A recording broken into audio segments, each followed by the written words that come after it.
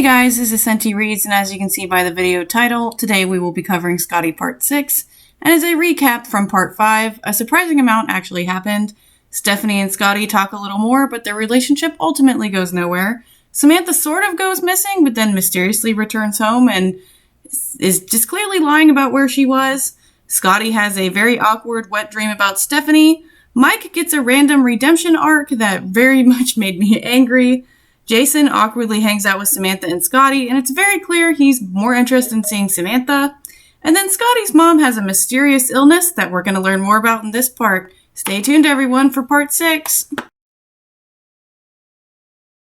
Hello, I answered the house phone groggy. Who the hell is calling this early? Well, what time is it? How early is it? Scottie, are you coming to the hospital with me? Hop on the bus in 20 minutes. Wait, what? Who's talking? Is this Jordyn?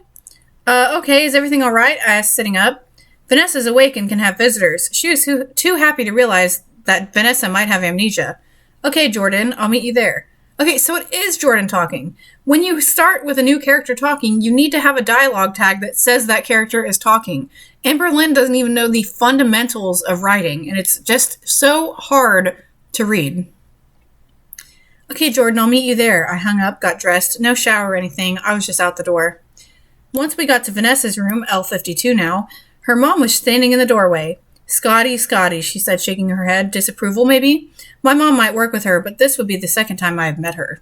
Okay, but still, where does the mom work? Are they caretakers together? Because that's what I assumed with how she takes care of Betsy, but I don't understand what any of their jobs are. Miss Marg, Jordyn was confused about our interaction together. Just call me Marcia.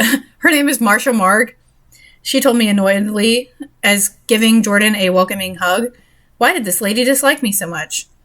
Because your parents are blatantly homophobic and her daughter was hate crimed? Like, I don't understand here.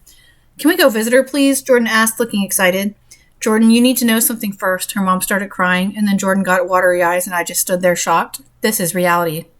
Is it? I know, Jordyn said. She didn't want Marcia to actually say that Vanessa had no memory. I understood. It would seem too realer than it was.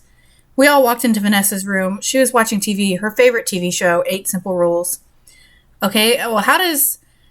they don't seem to be that close, so how does Scottie know what her favorite TV show is? And I've never heard of 8 Simple Rules. I don't know if that's a real show, but I doubt she knew that. So we're just going to assume she has amnesia, even though we've gotten no sense that she does. She looked at the three of us with no recognition of us. She blinked a few times. Marcia, who are they? So she's not even going to call her mom? I'm assuming Marcia came in and was like, hey, I'm your mom.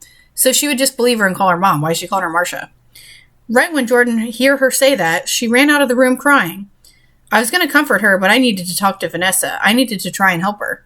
Well, Scottie, how could you possibly help Vanessa? You're not even that close of a friend. You're not a medical professional. What does Scottie possibly think she could do about this situation?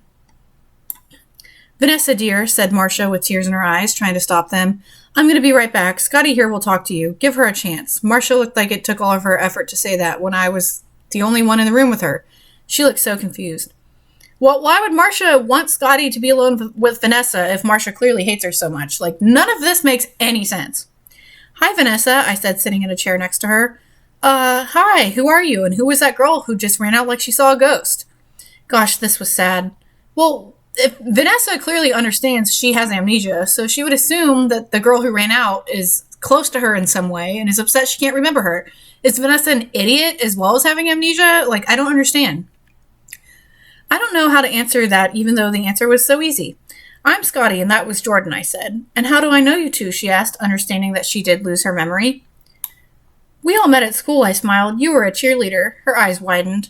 You still are, and I was at the time. So Scottie was a cheerleader? Why is this the first time we're hearing about that? You were new to school, Hazelnut High. I befriended you, and ever since we all have been friends. I touched her hand gently, her listening. Well, of course she's listening. You're talking to her. Why wouldn't she be listening? I know this must be incredibly hard for you, Vanessa, but I'm always here for you. We all are. She had tears in her eyes. This is obviously hard for all of us, too, but remember, this is not your fault. It's not your fault you got hate crimed. I know I'm a stranger to you, as we all are, but remember, we consider you a good friend, and you are always welcome where we are. That wasn't a lie. Of course it's not a lie. Why would Scottie sit here and lie to her? We can start over. I will tell you memories so maybe you can remember a little bit, which is completely possible. How does she know that's completely possible? Is Scottie a medical professional? How does she know that's possible? I will do whatever is easier. I will always be your friend. She was smiling the whole time. I then realized her mom heard everything I said and gave me the warmest smile I have ever received. I smiled back with a tear going down my cheek. I wanted to help them. How does Scottie think she can possibly help them? And now all of a sudden, Marcia just likes her now? What was this scene? This was such a mess. 52. And no, this is a short one. What the hell is going on with these short chapters? 52. I tried calling Jordyn, but no answer. She left the hospital completely earlier. I was worried about her. She must be extremely hurt. I kept calling her, but nothing. I hope she wasn't out doing anything stupid. Okay, well, obviously that's hard for Jordyn to not be remembered by someone she loves, but I don't understand the drama. If my significant other had some kind of amnesia, I would be with them every second, even if it hurt. I just don't understand what Jordyn is thinking. 53. Oh, great. Another online conversation. You guys know how I love these online conversations. Online conversation. Melanie, you little sneak. Oh no. What? You went to Mike's house? I'm sorry. I didn't know you would be mad. Please don't be mad. I'm not mad, silly. I'm glad. He says he wants to change. It's all because of you. Smiley face, smiley face. Is Scottie like Jesus? How is Scottie just fixing everybody's problems? What the fuck is going on? Aw, Mike, I thought. He really is a good person. I'm glad I got to see that. He is good for you. I believe he will change. I didn't get that sense out of that conversation. What the fuck? I believe he will too, Heart. We talked for a little bit longer about everything that's been going on recently. She was worried about almost everything, which is bad because that causes stress that she could have a miscarriage. I don't know that it's that easy that a pregnant woman just feels stress and boom, baby dies. I don't know that it's that simple. The only thing we didn't talk about was Stephanie. I doubt she even knew who she was. To me, she was a lot of everything. Well, you had one wet dream about her one time and now she's everything to you? I might be busy a lot of the time, but I was thinking about her most of the time. Oh my god. Melanie signed out and I was left alone with my confusing thoughts. Why didn't I like Jason? He was everything a girl wanted. No, he's not. He is so mean to everyone, and now he's going after a 14-year-old. What about that is likable? Why did I constantly think about Stephanie? Because you're clearly interested in women, and you're somehow too stupid to put the pieces together. I barely knew her, but I wanted to know her. My mind was rambling when I got a message from Jordyn. It startled me. Oh great, 2 online conversations in the same chapter. What fresh hell is this? Online conversation. Jordyn, can I come over? Was she okay? Scottie, of course. She signed off. 2 minutes later, she was ringing my doorbell. She must have been on cell phone internet. Jealous I was. Is she Yoda? Jealous I was. Talking like Yoda. What the fuck? We were up in my room and she was spilling her heart out to me. She was crying the whole time. She didn't know how to tell Vanessa that they were an item. She was thinking that maybe she shouldn't. We were both thinking that maybe she won't even realize she's a lesbian for a while. So we're just going to be told this conversation is happening instead of seeing the conversation, which is another running thing Amberlynn does. She writes boring things in detail, but actual interesting parts she just summarizes. What if she never likes me again? Jordyn said in between sobs. I just wanted to hold her. I wanted her not to cry. It made me sad. Jordyn, you're just going to have to be patient. In my heart, I think you should tell her the truth, I admitted. The whole night I've been telling her to do what she wants, but I believe this was best. She agreed and said she'd do it when she was ready. I understood. Eventually, we were watching The Simpsons and laughing. We stayed in my room the whole time because she just needed space, and she then admitted, I'd rather be spending time with you than anyone else. Not Vanessa? Her girlfriend? I smiled at her. Really? That made me feel good. She then leaned in to kiss me, but stopped, got up, and left. Well, how does she know she was leaning in for a kiss and not just leaning in? Did she, pucker up her lips and close her eyes? How did she know it was specifically for a kiss? I was so shocked at what just happened. I was upset, too. I was upset because I wished she would have kissed me. You're upset that she didn't kiss you after she poured her heart out about her amnesiac girl. Is amnesiac a word? Her amnesia-stricken girlfriend and how much she loves her and is worried she won't be a lesbian and won't want to be with her anymore. And then she's going to kiss you, and then you're going to be upset she didn't kiss you? What trash bags? These are trash people, and I feel so bad for Vanessa. 54. I was sitting up in my room, bored with a wandering mind, and decided to call Jason to hang out. Why? Maybe I could tell him how I felt about me and him only being friends. I was just afraid I'd hurt him, but Also acted like he just wanted to be friends. I will soon find out. Hello, he answered when I called. Hey, are you busy? I asked, hoping he wasn't. Nope, do you want to hang out? Yes, that's why I called. We both laughed. Okay, we will go to Applebee's. 2 separate words, Applebee's. I'm starved. I imagined him rubbing his stomach. Okay, sounds good. I hope he didn't think it was a date. Well, you are dating, currently. Well, I imagined he did since I'm his girlfriend. Gosh, this was all so confusing. You know what wouldn't be confusing? If you just broke up with him. I'll be there at 6. Bye, babe. He hung up. Oh no, he called me babe. He hasn't called me that in a month. I shook that out of my head and watched some TV, did some homework, then got ready. Soon enough, it was 6. I went to tell my parents what I had planned for today. Fantastic, I'm going to see you two hanging out again, my mom said. She was looking pale again. I'm assuming her mom has cancer or like something really dramatic, just because we need something else dramatic to happen in this already crazy dramatic story. Yeah, I said, need anything, Mom? I got it, sweetie, my dad interrupted. Go have fun. I doubt it'll be fun. They both gave me a hug. Bye, love you guys, I said, leave for their room. I'm tired. 55. Finally, I muttered as I got into his car. He honked when usually he came get me at the door. In this case, that was good. I got busy, he said. It's fine, I guess it was.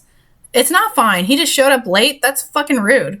The whole ride there, I could tell that he had something on his mind, like he had something to tell me.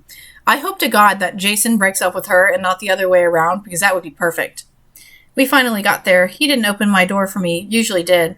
He didn't let me pick table or booth, usually did. He had me order my own food, usually didn't.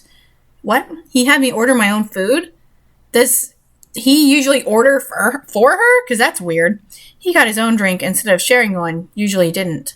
They go to Applebee's and they share a drink? Like, are they cheapskates? Like, I don't understand any of that paragraph I just read. We barely talked the whole time. I thought it would have been different. I didn't want to admit it to myself, but I was hoping I was just going through a phase and that I actually did love Jason, but that's not how it was. I didn't love him. I was going to tell Jason how I felt, but then his phone rang and I rolled my eyes. He answered it, not knowing the number, then looked at me worried. Well, how would he not? How does she know he doesn't know the number? This is, again, a perspective thing, that this is told first person from Scottie's perspective, but Scottie frequently knows things that she shouldn't know. Like, how does she know that Jason didn't know that number? Scottie, your mom is in the hospital. Okay, why are they calling Jason? Well, I guess Scottie doesn't have a cell phone, so they have to call Jason? That's weird. We didn't finish eating. He paid the bill in light speed, and we got to the hospital in 3 minutes flat in a 10-minute drive. Well, that's dangerous. I ran to the receptionist, asked her where to go, told her my mom's name, and she said, cancer emergency? They have a cancer... Okay, I don't remember if you guys remember in the previous chapter where she said they have all these different emergency rooms. They have a cancer emergency room, and I totally called it, by the way, that she has cancer. I looked at Jason and then back at the receptionist. No, her name is Mary Farrell. She doesn't have cancer. You must have messed up. I giggled nervously. Giggling, like, even if you're nervous and nervous laughter is your habit, this is not a situation in which you would laugh. She looked at me concerned. Right? I said, you messed up. I can tell by the look on her face that she didn't. Instead of crying, I back away slowly, feeling dizzy, staring at the receptionist, seeing black blotches. Then the last thing I remember is Stephanie catching me? Is she hallucinating? Or was that a mistake? Or is Stephanie just there in the hospital? Also, as we already said, there is no such thing as a cancer emergency room. And if she fainted, she would just go to the regular emergency room, and eventually they would diagnose her with cancer, which is a process. You have to take, like, biopsies and scans. Like, you just don't immediately know someone has cancer. That's a process to get diagnosed. So none of this makes any sense. 56. I'm laying in a hospital bed, but why? What happened? I should be with my mom visiting her. I started to freak out, and then a doctor came in. Miss Farrell, I'm Dr. Miriam. She was very attractive, I thought. You know, if I was really worried about my mother, there's not a part of me that would consider somebody attractive. I would be so worried about my mom that somebody's appearance wouldn't even occur to me. I shook my head. Why am I here? You had a very bad anxiety attack and fainted. Anxiety attack? You found out your mother has cancer in a not-so-great way. Okay, how does the doctor know that? Oh my gosh, that wasn't a dream. Your dad went downstairs to get something to eat. She realized I was looking and feeling a little frightened. He should be back any minute, she smiled. Your friend Stephanie will be back too. Stephanie? She went to visit her mom a few halls down. Okay, so Stephanie was there. That wasn't a hallucination. And if her mom is here, then Stephanie's mom also has cancer? What is up with every one of Scottie's friends has like some kind of tragic story surrounding their parents? Like, I don't understand. My mom doesn't have cancer, I kind of shouted. Right now, that's all I could think about. Now Scottie's going to have a tantrum like a child. Right then, my dad walked in. He looked so tired, as was I. I'll handle this, he told the attractive doctor.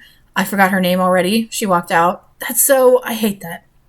Dad, Mom doesn't have cancer, right? Sweetheart, we'll have to talk about this when you get home. The doctors want you under no stress. Dr. Miriam will be giving you a sleeping medicine in a little while. Right then she walked in. Already? Oh, here she is, he smiled. You know, I have anxiety. I do have anxiety attacks. I've never had an anxiety attack so bad that I fainted. But that's not something you would be admitted to the hospital for. Once you woke up and you recovered, you'd be fine. You don't need to stay in the hospital from an anxiety attack. You get less anxious and you're fine. Like, this does not make sense. I just woke up. I don't need to sleep anymore. I want to visit Mom. I was trying to get up, but they wouldn't let me. You are both being released from the hospital tomorrow. You can see her then. They're going to keep her overnight because of an anxiety attack? That's not how this works. That made me feel a little better, but not really. The doctor was waiting for me to take my pill. When I finally did, I regretted it. Would Stephanie come while I was sleeping? Would she come at all? I finally drifted into sleep with Stephanie's image in my head. I knew I was smiling as I slept. So she instantly forgets about her mom, who may or may not have cancer, to think about Stephanie instead. Like, we just get such whiplash of Scottie seemingly forgetting that really dramatic and life-changing things are happening, so she can think about things that don't matter. 57. I woke up to Stephanie. She startled me. I'm sorry I scared you. I was just waiting for you to wake up. I came last night and your dad was here. He told me you took a sleeping pill. Oh my gosh, she did come last night. I blushed. Well, good morning. She blushed a bit too. But why? Good morning, I said quietly. Did you catch me when I fainted? That sounded so stupid. Yeah, I did, she smiled. Jason looked shocked. I was walking to go see my mom when I noticed you looking pale. Right then you fell. She clears her throat. I mean, you fainted. I didn't actually catch you. She blushed some more. I was just right there when you fainted. I'm glad she talked a lot more than before. This dialogue, punctuated with comments, is really hard for me to read and understand, and I hate that Amberlynn repeatedly writes that way.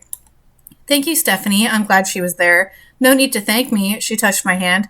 That little touch felt like an explosion, an amazing explosion, and then our eyes locked. Well, I'm glad Scottie has the capacity to get this horny when her mom maybe has cancer, maybe doesn't. Again, if my mom was sick, I would have no mental bandwidth to have romance with somebody. I would just be so worried about her. I could not have this romantic moment. What happened to your mom? I asked after the special moment I've never had with anyone ended. Something so small could be so big. Was that? That didn't really seem so important to me. She has anxiety attacks too. What caused her to have one? I asked, curious. Wait, so her mom isn't in the cancer ward. Her mom also was hospitalized for an anxiety attack? Am I just stupid? Because, as I said, I have anxiety attacks, but I have never been hospitalized for one, and I don't know anybody who ever was. What the fuck? Why does Amberlynn think you need to go to the hospital for an anxiety attack? I don't know. I could tell she just didn't want to tell me. I understood. We sat there in silence for a bit, but what I was feeling spoke so much louder than any words.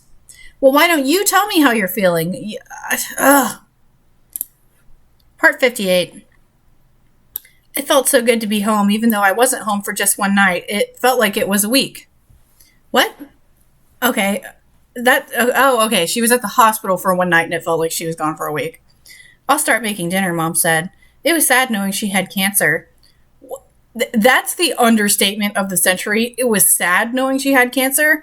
That would be devastating. My mom, I know my mom watches this. Mom, you are everything to me. You mean everything to me. And I love you so, so much. And if you had cancer, it wouldn't just be sad. It would be devastating. It would be the absolute end of my world. And Scottie just doesn't seem to care that her mom has cancer. And you better be damn sure, Mom, I know you're watching. If you had cancer, you're not making dinner. I'm making dinner for you. Scottie can't even help her make dinner? What the hell? I still had so many unanswered questions, but I was going to wait until my mom was ready to talk about it. Whenever I thought about it, I wanted to cry, but I didn't because I wanted to be strong for her. She seemed happy. She seemed happy? What the hell? Why would she seem happy? What could she possibly be happy about? And also, we're just going to say she has cancer, as if cancer means one thing. Does she have brain cancer, breast cancer, lung cancer? Where is the cancer? It's just general cancer? I'll help, babe, my dad said to my mom. He took a day off for obvious reasons. The love of his life was internally sick. That is a very weird way to phrase that. The phone rang. I'll get it, Samantha yelled, of course. It's for you. She looked annoyed, so I figured it was Jason. Hello, I said. Hi, Scottie. Yep, it was Jason. What'd he want? Well, you are his girlfriend, and he was there when your mom was diagnosed with cancer, so it is only reasonable that he would contact you to ask you if you're okay. I wanted to apologize for not staying at the hospital with you. I'm not good with fainting. Who is? He was making excuses. Well, at least Scottie can realize that he's a jerk. It's okay. It really was because Stephanie was there, and not once did I think of Jason. So how are you feeling? You could tell he was just trying to act like he cared. 100%. Good. Can I talk to Samantha? Funny. Sure, like I care. I gave Samantha the phone and then went to go help my parents with dinner, smiling the whole time. What are you smiling about? You just had a very terrible interaction with Jason. What could you possibly be smiling about? I don't understand. 59. We'll get to 60 and then we'll be done. Melanie was here. Just got here, actually. She wanted to see how both me and my mom were feeling. Why does Scottie put herself in the equation at all? Scottie just had an anxiety attack. Of course she's fine. Looks like you're pregnant, my mom laughed. I'm kidding, calm down. Melanie and I looked at each other and kind of giggled. My mom then gave her a hug. Well, that was a weird interaction. Hi, Mary, Melanie said, smiling, and Bob, giving him a hug too.